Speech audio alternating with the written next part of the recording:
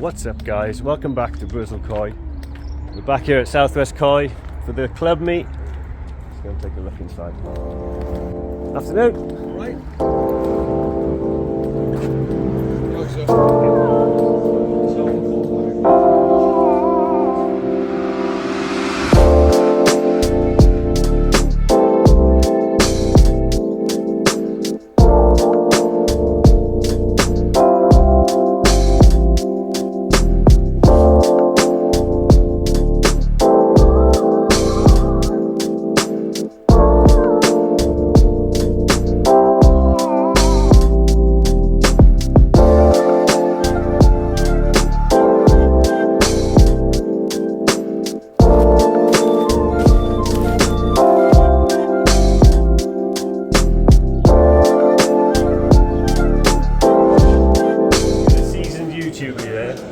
Brazil Koi is always looking for the intro, so what do you recommend? Well, for your intro, My intro for my channel, yeah. Skinny dipping. Skinny dipping with Brazil Koi. Happy days. Nice to see you, Ian. Yeah, nice to see you, mate. Take it easy, bro. Bye. Firstly, I'd like to welcome everybody to Southwest Koi. This is Avon Koi Keepers monthly meeting as well. Dave kindly asked us to come along to Southwest Koi and have it here this evening. So I don't know if we're gate crashing Southwest Koi or Southwest gate crashing our monthly meeting. But either way, nice to see so many people here. Raad has kindly offered to come along this evening and do a talk on water quality. After Raad has finished his talk, he's open to Q&A.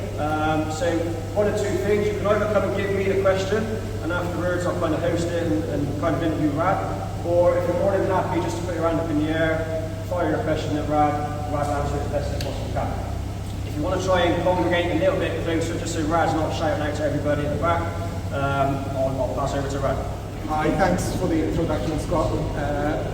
I was kindly asked by Dave to come and give a talk, so I'm going to talk briefly about water quality. Some of it, I'm sure a lot of you will know, but I think it's a subject which I believe is the essence of our koi keeping. Basically, I'm a firm believer that we're keeping water, we're not keeping koi.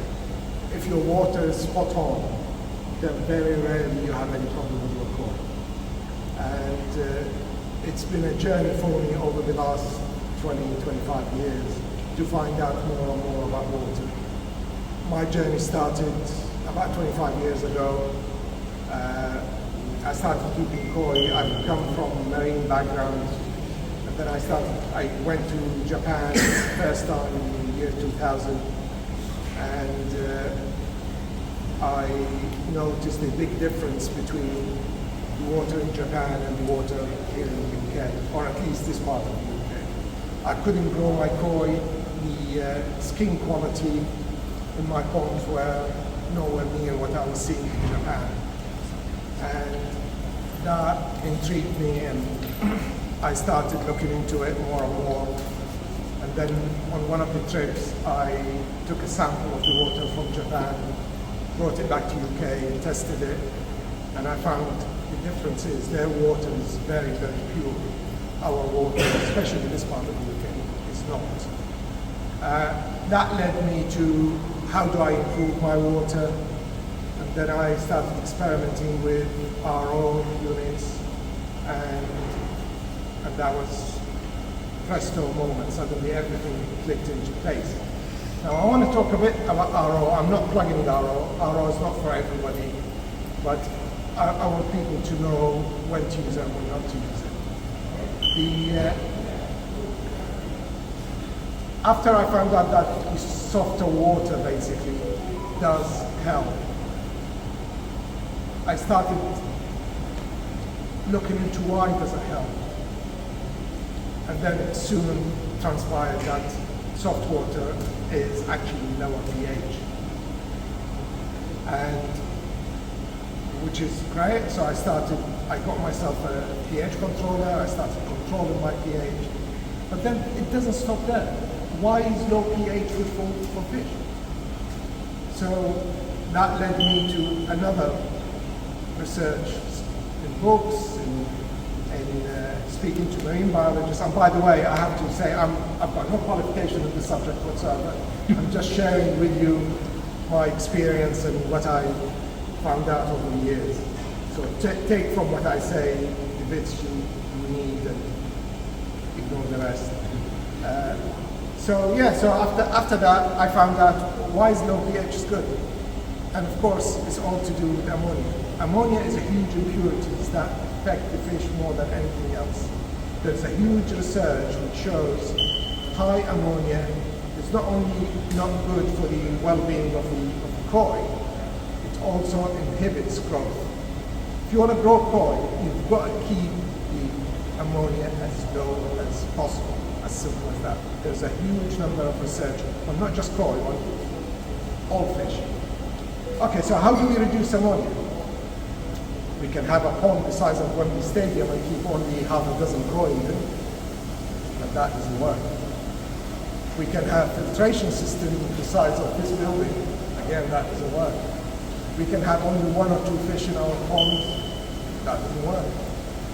We cannot feed our koi because where does ammonia come from? From food, from fish waste, decaying matters.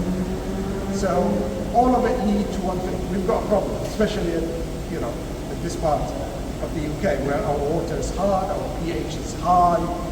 So the only way, really, if you want average size pond with fair number of koi, fed good amount, especially this time of year, then really you're going to have ammonia, as simple as that. And there is no escaping it. So how do we reduce that? The only way to reduce that is in a way to change the system, in a way to use nature to our advantage. And this is what Japanese water is very, very pure. Across the bridge in South Wales, the water is very, very soft, and they were getting good results. So about 20 years ago, I started experimenting with RO, and I found that I'm getting the results. Now, what happens is at high pH, well, let's go back to ammonia for a minute. Ammonia has 2 parts. The total is called TAN, which is total ammonia nitrogen. The 2 parts are ammonium and ammonia. Now, ammonia NH3 is the bit that is soluble gas. That is the bit the fish see and feel. The other part, the fish don't feel. So really, we need to control this part in a way. The lower that part is, the better it is for koi. Now what happens is, at high pH, the ratio is like that. The bad part is very high. And that's what the fish see, which is soluble gas, NH3. At lower pH, it's like that. So clearly at lower pH, we have a better chance of controlling ammonia. Now, it's not linear, the ratio. So at a pH of 7, the NH3 say here, at pH of 8, the ammonia is 10 times as much. So what does that mean? That means at pH of 7, in a way, you can almost feed 10 times as much and have the same ammonia as if you were at pH of 8. So that by itself is a reason to lower the pH. Now, unfortunately, this part of the UK, Bristol, Bath, our pH from the tap is, I don't know, 8.2, 8.3, something like that. Disaster for us. Now, the other beautiful thing is, that bit there that the fish don't see, is actually what the filter sees. The filter doesn't see this, only the fish. The filter sees that, and that's what the filter is filtering. It's not filtering that bit there, it's filtering this bit here. So as the filter taking that out, the ratio keep adjusting itself, because the total is always, the ratio is the same. So it goes down. That's how the filter works. So by lowering the pH, we're reducing the bad side of what the fish is seeing, and we are feeding the filter more. So it's a double whammy. While at high pH, we're doing the opposite. We're giving the filter less food, and we are actually hitting the fish with more ammonia. Now, it's not all utopia, because before we all rush and lower our pH one way or the other, buy ROs or whatever, it's not straightforward. Because at lower pH, lower alkalinity, you're going to have lower buffering capacity. Now, what does that mean? That means any fluctuation during the day due to photosynthesis is going to lead to pH fluctuation. At higher buffering capacity, you get less of that. So, does it matter? Yes, it does. Because again, there's been research to show that NH3, if say during 3 o'clock in the afternoon on a sunny day like today, your pond has got a bit of greenery, it's got blank tweed, whatever, you're going to have a rise in pH because you've got no buffering capacity. So suddenly that ratio which we are trying to do this, suddenly momentarily for a couple of hours maybe does that. But the problem is, again there's been research to show that that maximum during the day is what matters. It's not the average. So in a way, you're wasting your time. You can have pH of 7 for 22 hours a day, but if that pH suddenly rises to 7.7 or even 8, because your pond is green, then really you're running at pH of 8. You're not running at pH of 7 at all. So what does that mean? That means if you're going to go for lower pH, you've got to have clear pond, avoid the fluctuation. Okay, so RO, is it the be all and end all? Not really. It's not a plug and play. It's got huge disadvantages. RO. Cost, you're wasting a lot of water. And you've got to have control on it. Your control, which is pH control, the probes are notoriously unreliable. You've got to keep on top of it. And that all means you're on it all day, every day. So you've got to decide yourself whether it's worth it for you or not. All I'm saying is this is the science behind what we're doing. Now, that is not to say that anybody who hasn't got RO can't grow fish or... No, not at all. I'm not saying that at all. If you are growing koi and in hard water, brilliant, good. All I'm saying is if you are growing koi in hard water, if it was softer, it will do better. That's all I'm saying. So, because there are several examples. In fact, I think I'm right in thinking Lee Manning's hard water is just won the national. I think he is. So if your filtration is good, everything is fine, great. And there is also all that cost. You've got to set it off against what you're trying to do. Personally, I love water and I love playing with the chemistry of water, and to me that is I'm getting the results and that works for me. But it's something you guys got to decide on what's what. It's just important to understand the chemistry behind it. It's easy to just chuck food in, blah, blah, blah, and then at the end of the year the fish is not growing, or health issues or stuff like that. So, so that's what basically I wanted to discuss the ammonia more than anything else. So, welcome to take questions about this subject or any other subject. What about salt content? Salt content in water? Yeah, or as in tonic-wise with the fish and all that kind of stuff. Do you use salt in I use salt in really mainly one case, which is when I import my koi from Japan, part of my regime is pick them up from Heathrow, bring them in, and that night I salt to 0.3%. That tends to relax them. And then the next morning I salt to 0.6 or 0.65 and maintain that for a week. That would kill most parasites except flues, which I treat a few days later. The salt is also important in emergency if you've got high nitrates. And I've got actually a little spreadsheet, which actually doesn't take much at all. Even upon that size, if you've got high nitrates, a handful of salt will do it, basically. Other than that, I don't believe in keeping koi in salt for a long period of time.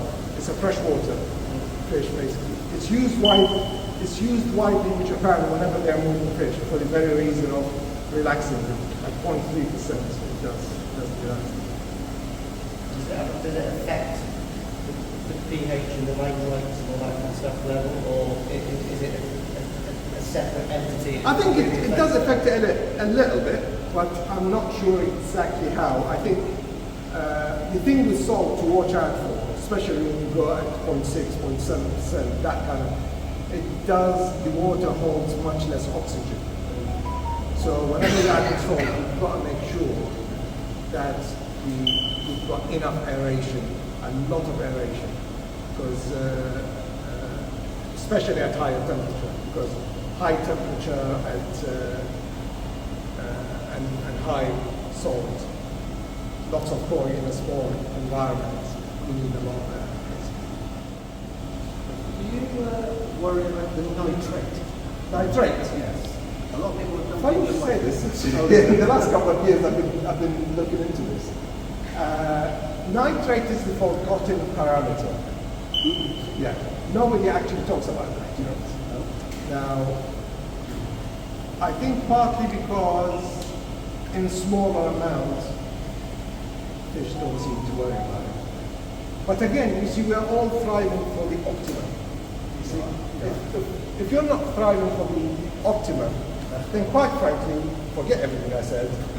Fill your pond, stick fish in, feed them, suffer the consequences. Yeah, that'll be fine. They might not grow as well, but who cares? You know, it's a hobby. If you're talking about the optimum, yes, I think nitrate needs to come down. Now, how do you bring nitrate down? 3 ways.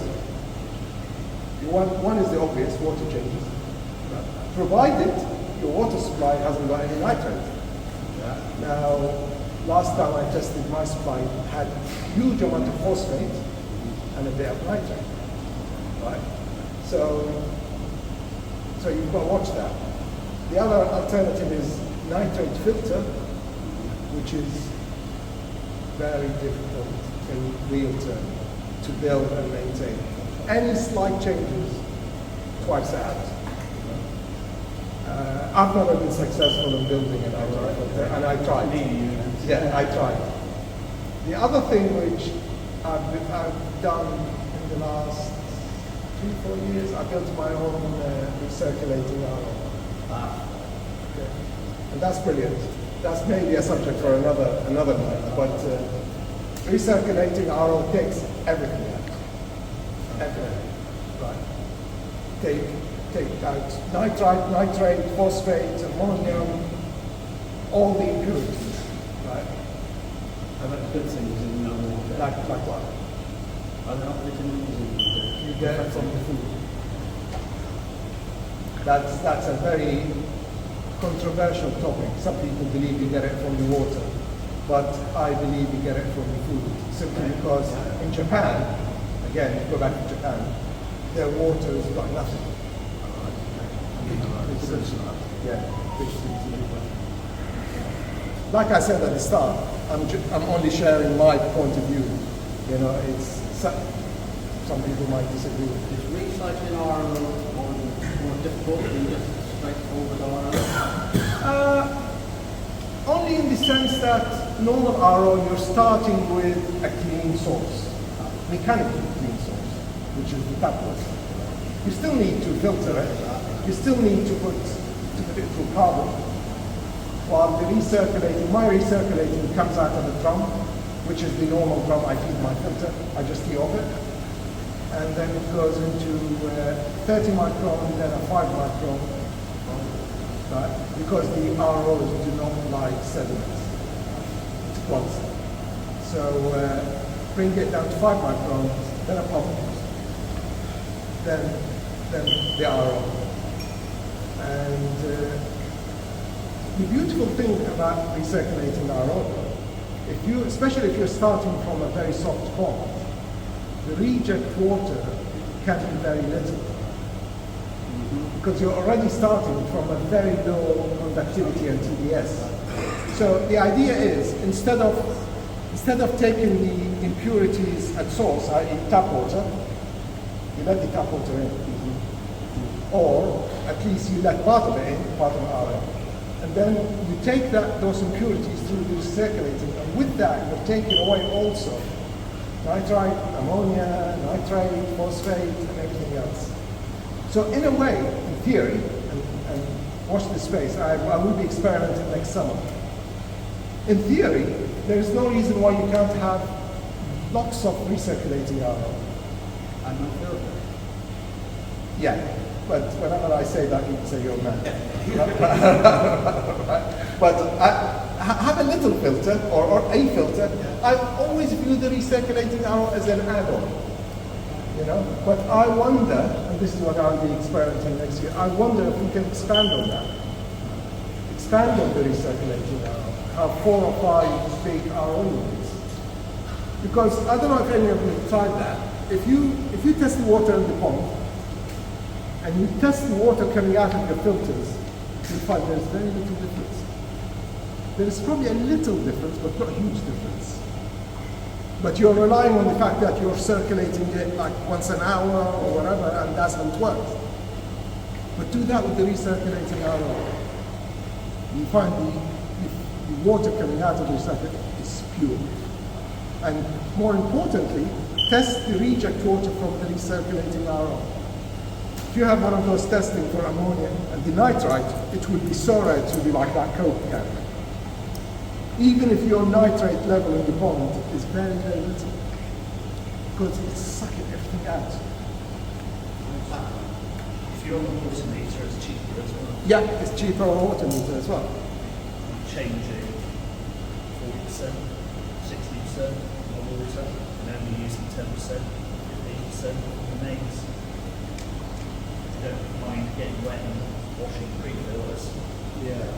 Again, you see, going back to what I said, all these gadgets are fine, but they're not plug and play. You know, they are like, you know, it requires not only a bit of work, but also a bit of knowledge as well. You've got to know the ins and outs and what you're doing, basically. You know. Once you get, especially in this area, once you get your water down to a lower kH, you're not hitting your membranes as hard, No. so they're lasting down. So it works for me, but as Raad says, you need to know a little bit what you're doing and be prepared to monitor. But it takes everything out, and that's the beauty. If you're asking about nitrate, I think nitrate is important, and I think it's the missing parameter that people are not looking into. I'm not, I might be wrong on this, but a lot of aquarium people say it's a silent killer. Yeah, it is. Yeah. So if it's for aquarium fish, it's got to last. I think the marine hobbyists are years ahead of us. I think it's been going for years, and they tend to be more scientific than us. We are just like trying out of you know. No nitrate, yeah. I also noticed on the skin of the koi when the nitrate is very low, because I've experimented with a lot of things to reduce nitrate, and when the nitrate is very low, by low I mean 5 and less, right? The skin shines. So I've tried everything now. What have you tried? Resin filters, Right? they work, but they're not very long. Yeah. You know, and that's quite expensive. What filter have you got? Have you got ceramic media? No, I've got the bubbling K1. K1 is notoriously bad for nitrate. Right. Because the way nitrate filter works, it needs an area of low oxygen and low ORP. Okay? Well, let's call it oxygen. Makes it easier. The bacteria that converts nitrates into nitrogen gas and oxygen is actually requires very little oxygen. So it sucks the oxygen atom from the nitrate. Right? And if you look at the K1, it hasn't got that. The ceramic medias are very good for nitrate. What do you mean, backhouse media? Yeah, I mean, backhouse is just one media of ceramic. There are other medias. There's biohome. There is, I think, Dave is using another media. You know, there are lots of different media, you know, that you can use. Because what happened with the ceramic, in fact, I could argue biohome is probably better for nitrate because it's more solid. So inside there is really nothing, you know. So that's where the water gets there and there's no oxygen.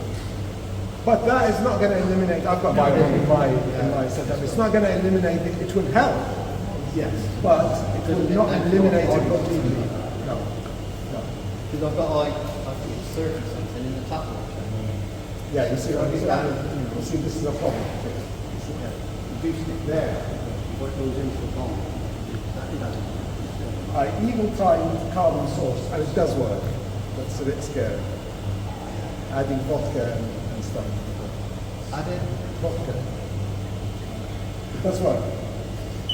That's an expensive option. Yeah, my wife started worrying when she sees the empty bottles. Start swimming in the pond. No, what happens, the idea is you add a carbon source.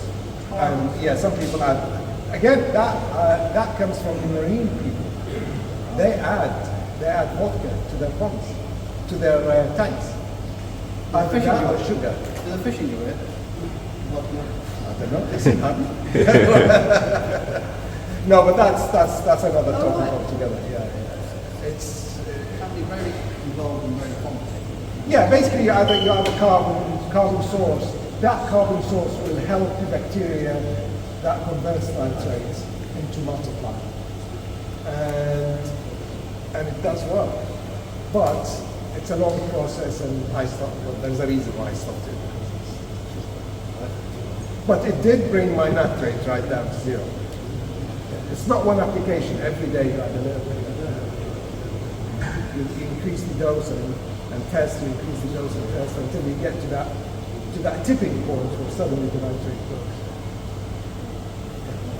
It stays like that? Or are you going to keep out? No, what happens is once you hit that level, you look at the dose, that final dose you've done, and halve it. And after that, it becomes a top-up dose. But quite frankly, I've done it to experiment more than as a full maintenance. Yeah, not practical. If you've got a little tank and you're adding bottles, yeah. But if you've got huge bottles, like bottles of vodka, On a recycling day, isn't it? yeah. So no, but good shout about the nitrate. Do you know you say you took water samples from Japan? Was that, just curious really, was that across different prefectures up and down Japan? Well, since then I've done loads. But that first time, I was drinking a bottle of Coke, and we were near a mud pond. In fact, it was Yamamats, and I just finished it. And that's handy. So I rinsed it, filled it up, made sure there are no air bubbles in it, completely closed it. I brought it home. I didn't send it anywhere to be thoroughly tested, but I tested the obvious. Yeah. pH, KH, ammonia, nitrite, phosphate, and I think iron and something else. Whatever my tester can test, I tested. And since then I've done loads of that. And I think Mike has done a lot of testing in Japan as well. And did you find any difference from say B-gata right the way down to? Not huge difference, no. Their water is very, very soft, very pure as well. The problem is, as you've heard, in here, it's not just that our water is high. High in nitrate, high in ammonia, mine is high in phosphate, everything else. While the Japanese water is low in everything. It's like, That's magnesium. it's off my radar. Maybe it's got an effect, but it's not on my radar.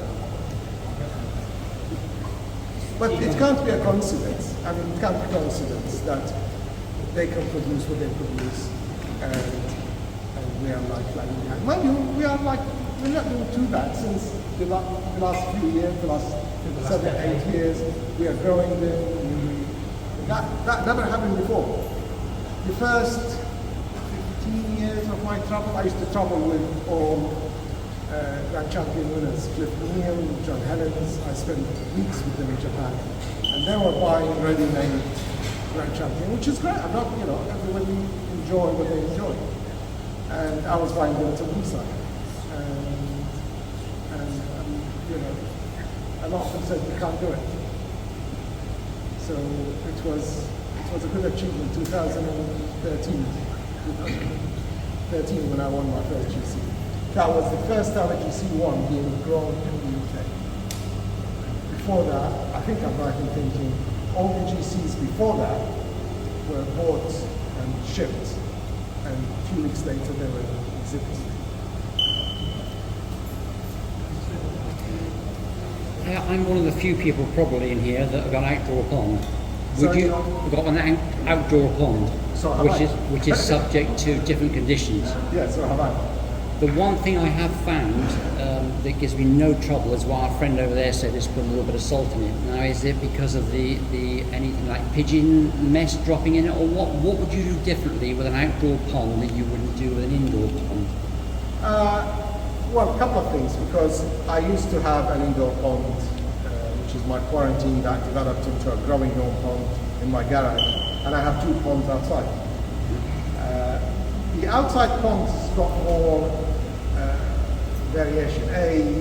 It's more influenced by, especially if you're running low pH, by the up and down fluctuation of pH because of the sun.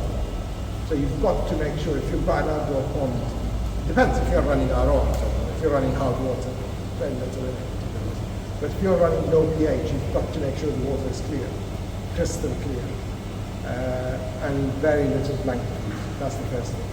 Otherwise, and also you need good mechanical filtration, because if you're indoor, you're only dealing with fish waste.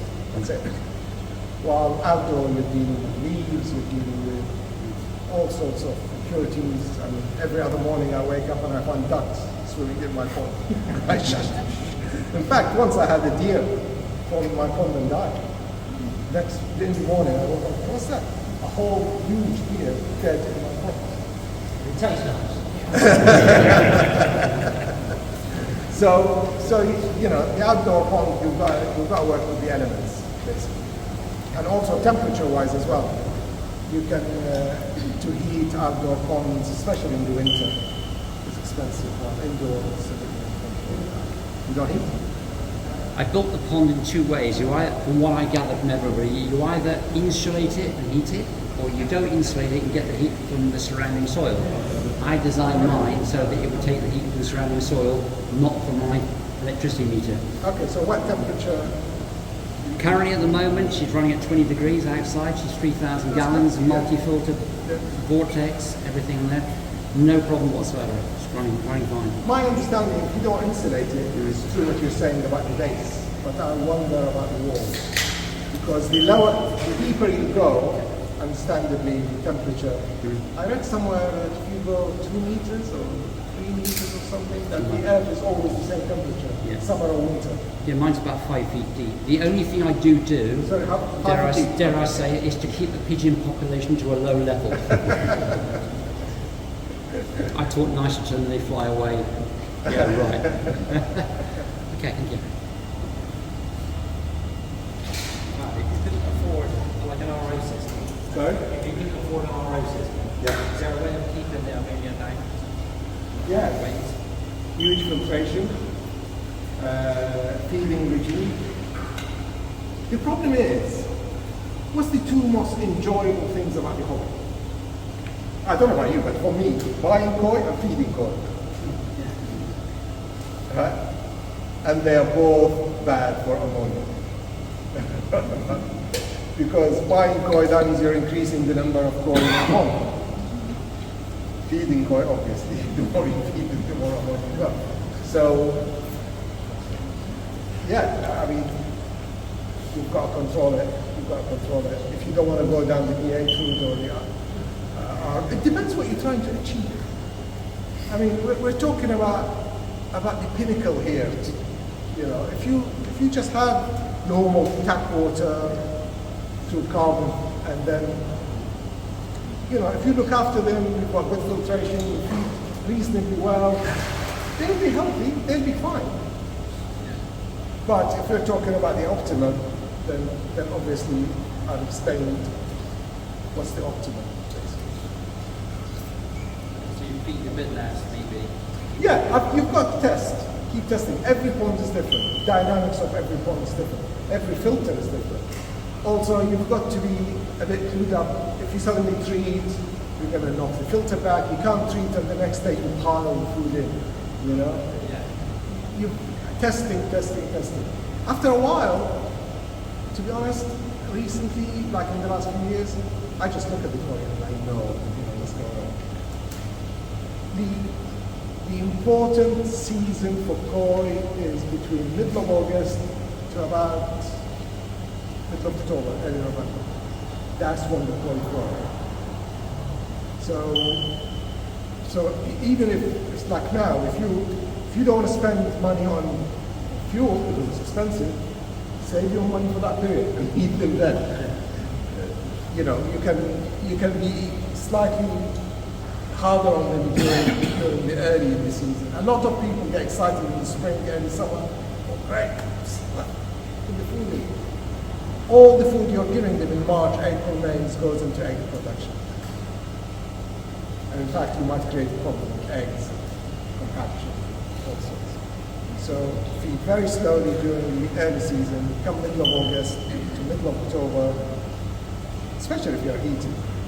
And that's when they grow. In fact, a lot of the breeders in Japan, they leave their best koi as late as possible in the mud pond. For that reason, and commercially as well, they want people to buy the better koi, and they keep the best ones for later. But this is the time you really need to get everything right. You need to make sure that parasite-free, happy, temperature is good, all the parameters are good, and feed high protein diet. That's what they grow. What temperature do you Optimum, again, 24. The toe side, you can get away with a bit more. Toe side, 25 maybe. If you start going more, if you start going 27, 28, you actually, they go off their food. Actually, going back to the pH, I don't know, that triggered something again. Of course, the next question about pH, why don't we keep going down? Why 7? If that's what I'm saying, why not go to 6.5, 6 even, or even lower? Well, apart from the fact that if you go really low, it becomes acid and that way fish can't take it. But even if you go below 7, the bacteria that grows in the filter start dying. The first one to go is the nitrites. You get a spike, and then you start getting ammonia. This is why 7.1 is the sweet spot. So, I mean, admittedly, at higher pH, the filters do perform better, but they don't perform good enough to compensate for that change in the NH3 and NH4. But this is why you should never go below 7, because then suddenly it becomes counterproductive. You're trying to reduce ammonia, but at the same time your filters start dying. So it's like start spiking again. So you've got to have a measure in your control, not only to stop the pH going up, but to stop the pH going down as well.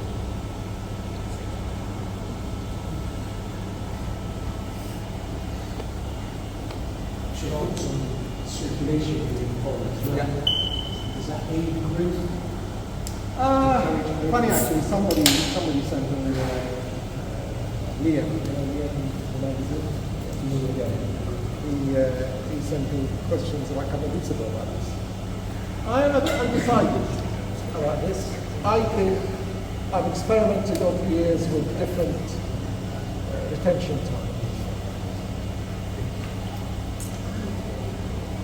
I'm a bit non-committed about this. In my case, it didn't make any difference. The only thing I would say is make sure you recirculate enough from a mechanical point of view to get it through the filter. And not too low, because there's a limit after which, if you are not circulating enough, the ammonia starts building up, and you're not taking it to deal with it. Although, I believe the biggest filter in the pond is actually pond more like work. So there will be some activities regardless, but I mean, the common wisdom, and has been for years, is once an hour. I tried once half an hour, I tried once every 2 hours. To be honest, it didn't make any difference. It could be just me, I don't know. That's how That was on the big one, yeah? yeah, at the moment, funny enough, I've got one of the circuits down because the pump stopped, blah, blah, blah. And I've been running once every 2 hours. And it didn't make any difference. And in my garage, I used to grow tensile for years, and I was doing once every half an hour.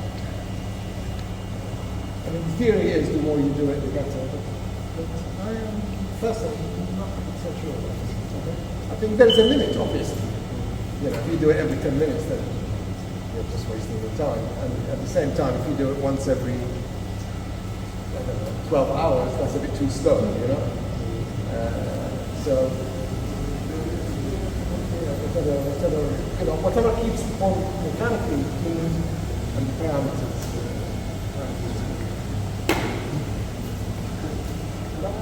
What would you drop on KH? Depends on the season. Because when you feed more, you get more KH being depleted. Because the filter needs KH. And the more you feed, part of the equation or the chemical reaction needs KH. So KH gets consumed all the time. And this is why sometimes I see people saying, oh no, you know, my KH is less than 1. Yeah, but usually that is like in the winter, and they're not feeding. Yeah, the KH in a way, well again, I'm going to tell you my point of view, right? A lot of people, I know I had this discussion with a lot of people in the whole world who also do RO and all this, and they've got a different view about this. There is some research which says that for the filter to perform its best, the KH shouldn't be less than 25 milligram per liter, which is 1.5, just under 1.5. Okay. Yeah. Anything less than that doesn't mean the filter will die, but it wants to be above 25 milligram per liter. So that's my minimum. Right. Okay. Right. Now what I do in the winter when I'm not feeding, I actually, through my controller, I up the pH. Simply because to take the risk, to take me having to check it every day and all this. So KH tends to, and by nature, I mean again, going back to nature would be nature is beautiful because when you have say 25 milligram per liter KH, you find when you're feeding heavily, that equates to a very low pH, which is where you want it to be. But when you stop feeding, the same KH will produce higher pH, because there's no acid being produced by the filter. So there are two ways of doing it. Either you control the KH by keeping it always on 25 milligrams per liter. And then when you do that, the KH either, well, I control the pH, which is, yeah, funny enough, I've also got a conductivity controller. So I program both of them. So if any one of them goes below, triggers. and it's triggered by carb, is it? Or No, I don't do bicarb. Bicarb is a better option, but I'm lazy. Right? I use tap water cans. I know some people use bicarbs, which is a better option because you're keeping your pond pure. But I used to travel a lot, and I can't rely on somebody coming messing about with bicarb. So I rely on tap water and solid water glass.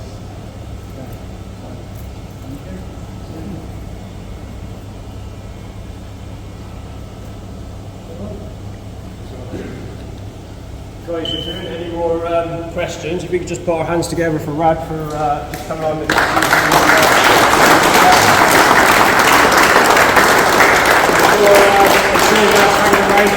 Ask a question in front of everybody. I'm sure I can talk to you personally. A one-on-one with him.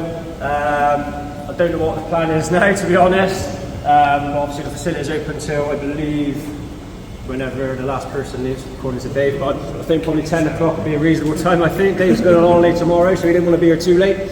But again, thank you, Raad, for coming along, and thank you, Dave and Southwest Koi, for hosting the Avon Koi Keeper meeting, and having Raad come along this evening.